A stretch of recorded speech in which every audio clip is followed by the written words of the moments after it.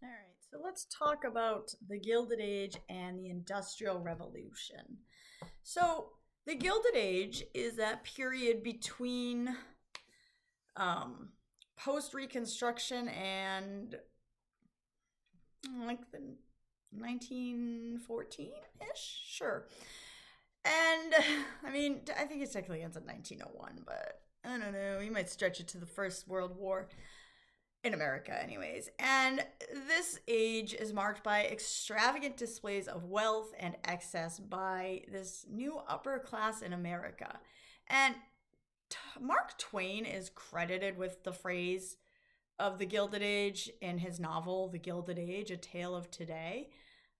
As a lot of things with Mark Twain, there's some contention as to whether or not he wrote it, his partner wrote it, if he actually said it, etc. But The Gilded Age is a story that was published in 1873 that is a satirical take on greed and political corruption. And now, as I'm sure you're like, you can't possibly have a graphic for this, but you're wrong. So I don't have The Gilded Age, but I do have some of Mark Twain's other tales. But what I really want to direct you to is the inside cover of this right here. And we are going to look at what we see here on the river and all of the urbanization going on behind it, because that's really what the Gilded Age is all about, is industrialization, urbanization. We get all of these new sources of power. We get human power, animal power that takes what we've done our whole lives and we transition that to water power and steam power, and then later on the internal combustion engine and electricity. So things are going to change a lot.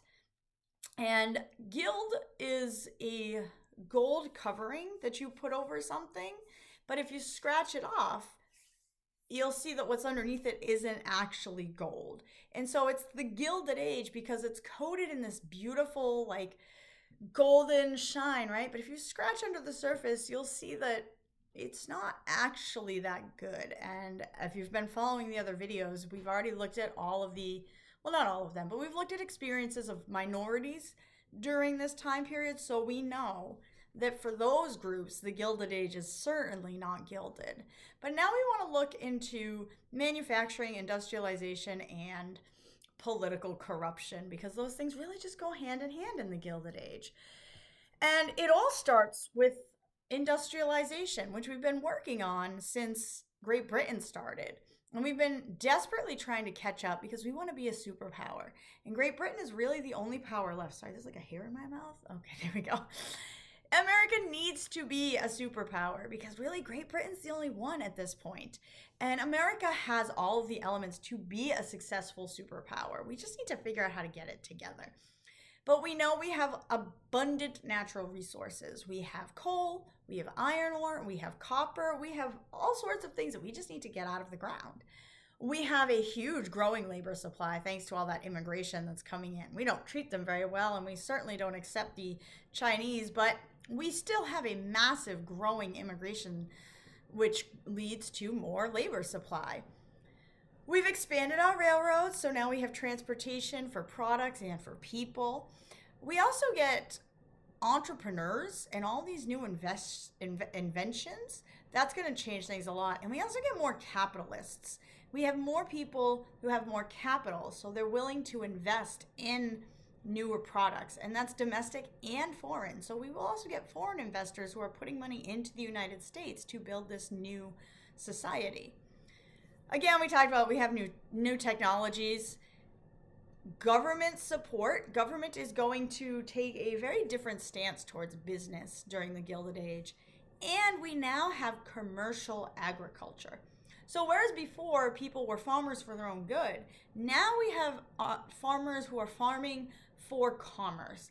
So the small farm is probably going to die out, but in exchange for capitalism, at least, the large farm will take over, and now we will get commercial agriculture, which means products will be more readily available to people across the country. And so there's a lot of new inventions of this age, and we're just going to run down a brief list of some of the most important ones. So we find during the Gilded Age that we can make steel. Somebody decided that they could make steel. That process, the Bessemer process, was created by this man named Henry Bessemer. We like to name things after the people that invented them. It makes sense. And what Bessemer does is it turns iron into steel. And the reason that we want to do that is because steel can be used for bridges, railroads, and other things, but it's a lot lighter than iron and it's stronger. So now we can build up instead of out. So we can also create these brand new buildings that go so high they look like they're scraping the sky. So we get the Bessemer process, which gives us steel, which gives us skyscrapers, which is going to give us big cities. We also get electric power. Originally discovered by Nikola Tesla in Italy, he creates the Tesla coil, which generates the alternating electric current, and he realizes that we can use this. And so instead of patenting it, he gives the technology out, and then later on, Thomas Edison patents it. It's the whole thing. We don't really get into that. But if you're ever wondering why the Tesla car is called the Tesla, it's because Nikola Tesla is credited with figuring out the alternating electric current. We also get the telephone. We had the telegraph with Samuel Morse, but now we're also getting the telephone with Alexander Graham Bell.